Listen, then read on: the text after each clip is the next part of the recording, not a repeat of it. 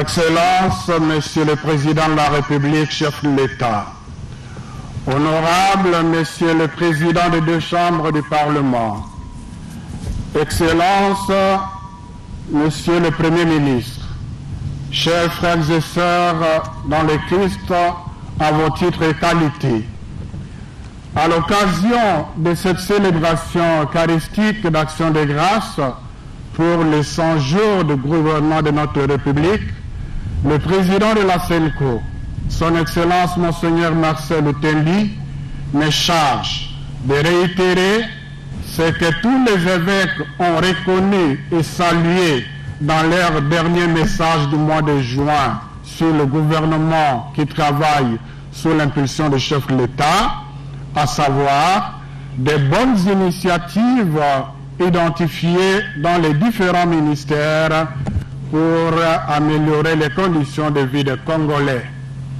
C'est une joie pour la famille de voir un enfant commencer à marcher sans tituber. C'est un plaisir de le voir marcher à grands pas, mais c'est surtout une grande fierté de le voir courir dans la bonne direction. C'est le cheminement que la CENCO souhaite pour le gouvernement. La bonne direction ici, c'est la réalisation du programme élaboré sous l'impulsion du président de la République, chef de l'État, le Premier ministre avec lui et tous les ministres que la CENCO voudrait bien féliciter à cette occasion. La reconnaissance à Dieu, comme nous venons de l'exprimer pour nous les chrétiens, est le prix même du salut.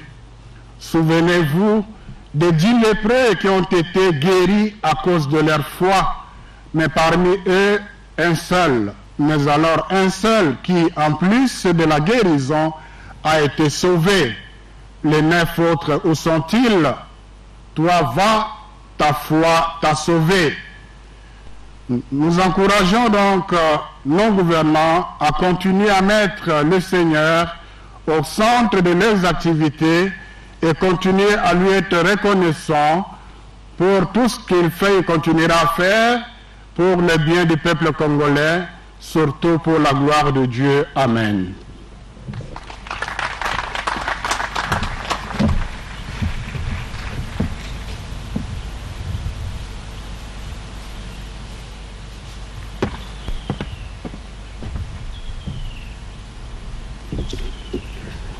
Merci. À présent, comme annoncé, je voudrais, avec l'autorisation de son Excellence, Monsieur le Président de la République, inviter le Premier ministre, chef du gouvernement, son Excellence, Monsieur Jean-Michel Samalukonde Kyenge, à bien vouloir prendre la parole pour son allocution de circonstances. Excellence.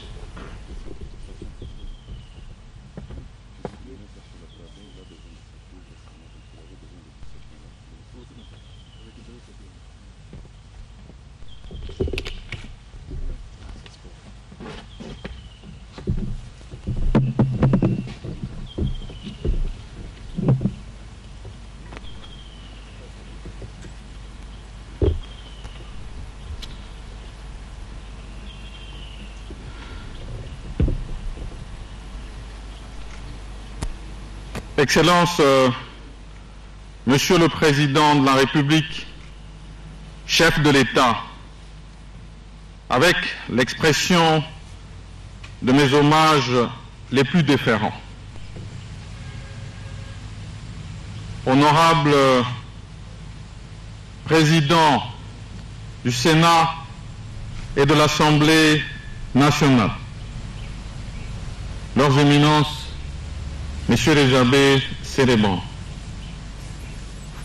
Mesdames et Messieurs les membres du Conseil supérieur de la magistrature, Monsieur le Président du Conseil économique, Mesdames et Messieurs, Leurs Excellences, les membres du gouvernement, Monsieur le chef d'état-major général des forces armées de la République démocratique du Congo, Monsieur le commissaire général de la police nationale, Monsieur le gouverneur de la ville-province de Kinshasa, Mesdames et Messieurs les représentants des autorités coutumières, Mesdames et Messieurs les représentants des confessions religieuses, distingués invités, tout protocole observé. Au nom du gouvernement, nous voulons remercier Son Excellence, Monsieur le Président de la République, chef de l'État, d'avoir rehaussé de sa présence à l'occasion de cette messe pour marquer les 100 jours du gouvernement depuis son installation au Parlement. Je voudrais également remercier tous les chefs des institutions ici présents pour marquer ce moment avec le gouvernement. Ici, c'est un exemple que nous suivons. L'exemple de son Excellence Félix Antoine Tshisekedi, chef de l'État, qui, à son entrée en fonction, a consacré le pays à Dieu. Et nous, dans notre action gouvernementale, nous revenons nous ressourcer ce jour entre les mains du Très-Haut, en lui rendant grâce pour ce qu'il a permis d'être accompli depuis notre avènement. Et ceci avec l'accompagnement de toutes les institutions ici représentées. C'est ici l'occasion pour moi de remercier aussi les célébrants pour les sages conseils nous donnés ce jour. Car au-delà de tout, nous ne devons pas oublier ce qu'est notre mission la plus loyale. C'est celle d'être au service du peuple congolais. Nous prions et nous disons qu'avec cette sagesse nous souhaitée de Salomon, nous saurons accomplir cette tâche selon les attentes du peuple congolais. C'est aussi l'occasion de nous souvenir de nos compatriotes qui sont dans des zones en conflit et qui souffrent en ce moment, pour qu'ils sachent que nos pensées vont vers eux.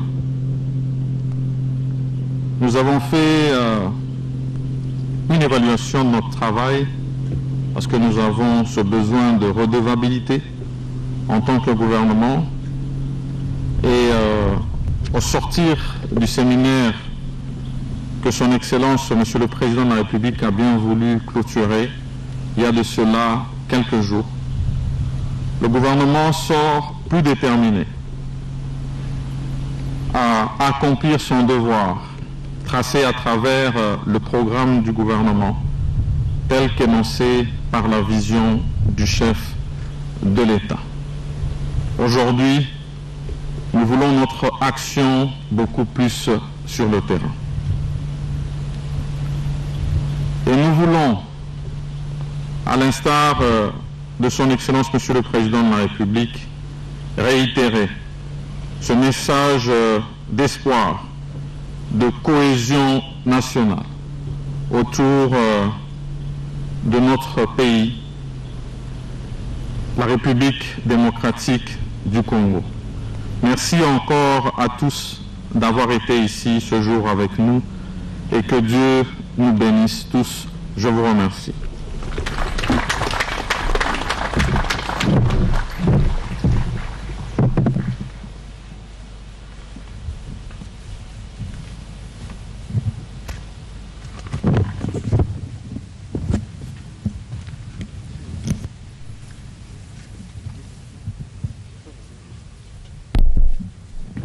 À présent, nous allons nous lever pour clôturer.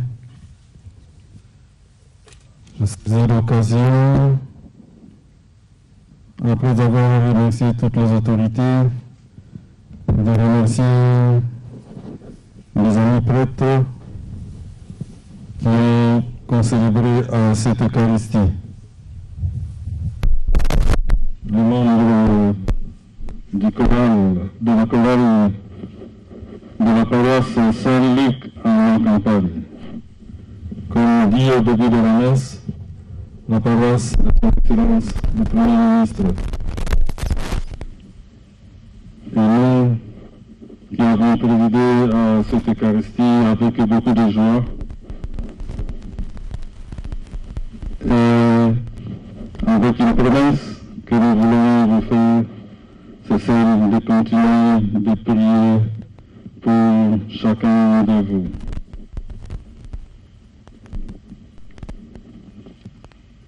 Le Seigneur soit avec vous. Que Dieu Tout-Puissant vous bénisse, le Père, le Fils et le Saint-Esprit. Demeurons dans la paix et la joie du Christ.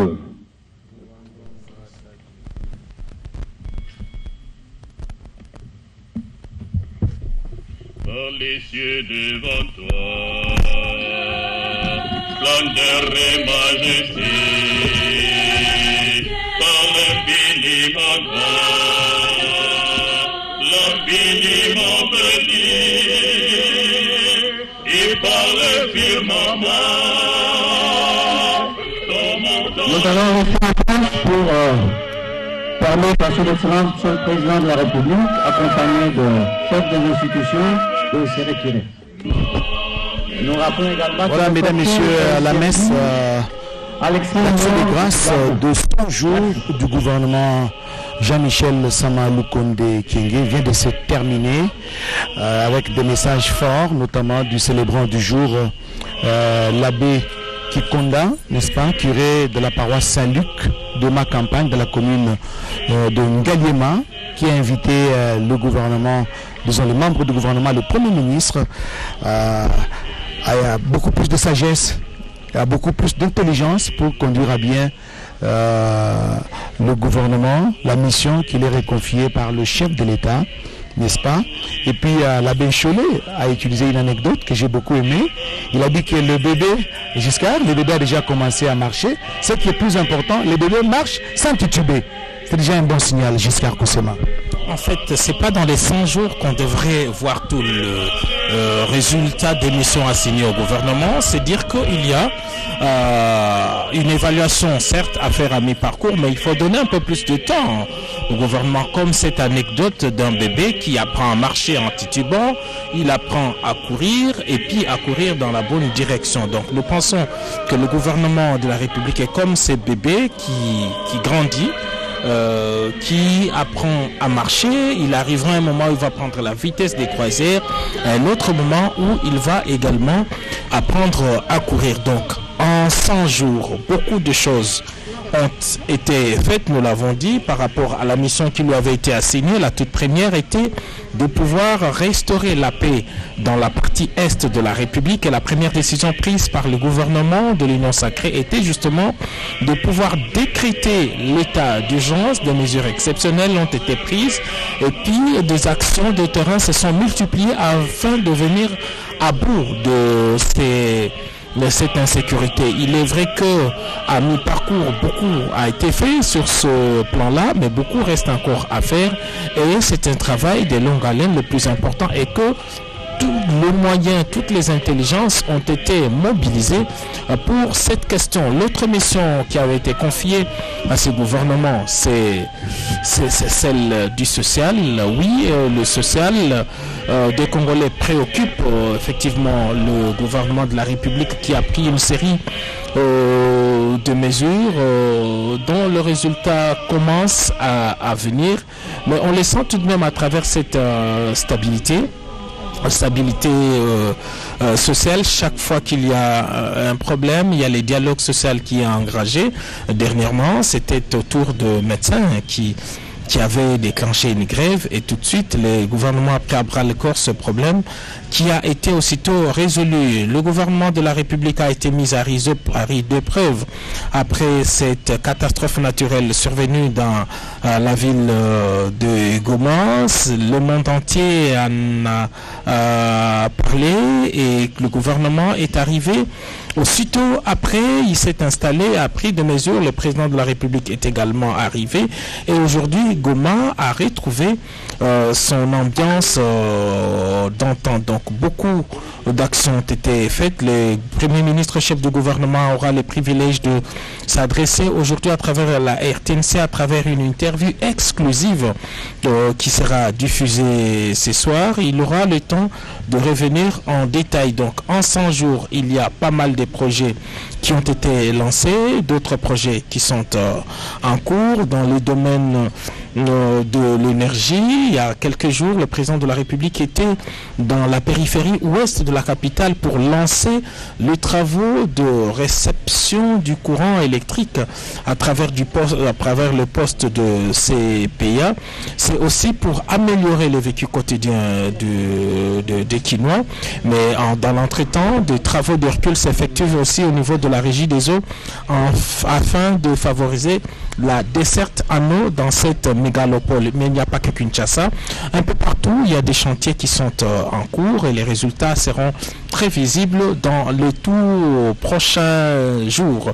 Voilà ce qu'on peut dire du gouvernement, 100 jours depuis qu'il était investi, mais l'investiture de ce gouvernement fait partie aussi des résultats lorsqu'on voit la configuration. C'est un gouvernement qui se veut inclusif, des forces politiques qui hier étaient antagonistes font partie justement de ce gouvernement afin de matérialiser la vision du président de la République. Voilà pourquoi on l'appelle le gouvernement de l'union sacrée et de la nation. Et on se rappellera que c'est à la suite de consultations qui avaient été entamées par le président de la République depuis le mois de novembre de l'année dernière que ce gouvernement a été mis en place. C'était le 12 février d'abord, c'était la date de la promulgation par le Premier ministre Sama Lukonde lui-même. Il a procédé à la lecture de l'ordonnance présidentielle portant nomination des membres du gouvernement. Un gouvernement réduit à 56 membres. Il y a 4 vice-premiers ministres, 2 ministres, 2 vice-ministres, mais aussi des ministres délégués.